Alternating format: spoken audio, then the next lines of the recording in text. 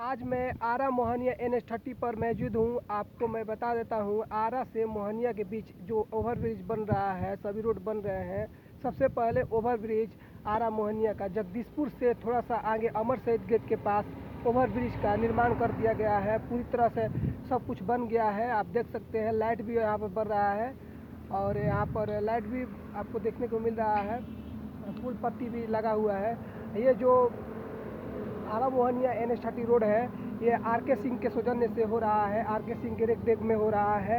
ये RK सिंह संसदीय क्षेत्र का आरा का सांसद है। उन्हीं के देख रेख में आरा मोहनिया NH30 का निर्माण हो रहा है और बहुत ही अच्छा तरह से निर्माण किया जा रहा है। आप देख सकते हैं, किसी भी तरह का बेईमानी नहीं किया जा रहा है। सब रोड जैसे बनना चाहिए, आरा मोहनिया NH30 रोड बनाया जा रहा है। आप देख सकते हैं, लाइट भी बारा गया है। आप देख सकते हैं, लाइट का भी आनंद ले सकते हैं। देखिए, लाइट से भरपूर है और यहाँ पर फूल पत्ता भी लगा दिया गया है। आप यहाँ पर देख सकते हैं, जिसमें हम बता रहे हैं आपको आरा मोहनिया NH30, यानी कि आरा मोहनिया, आरा से लेकर मोहनिया तक रोड ये बनाया जा रहा है।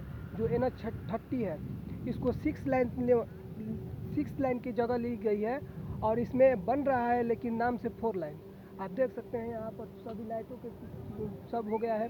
अभी देख सकते हैं, अभी यहाँ से किरान आ रही है। आप देख सकते हैं, यहाँ पर रोड पे जो काम हो रहा था वहाँ पर जा रहा है। आप देख रहे हैं, यहाँ पर जो भी कार्य हो रहा है वो सभी अच्छी तरह से किया गया है। पेंटिंग डेंटिंग भी हो गया है। देखिए, ये पुल का जो दीवार है, यहाँ पर पेंटिंग डेंटिंग हो गया है।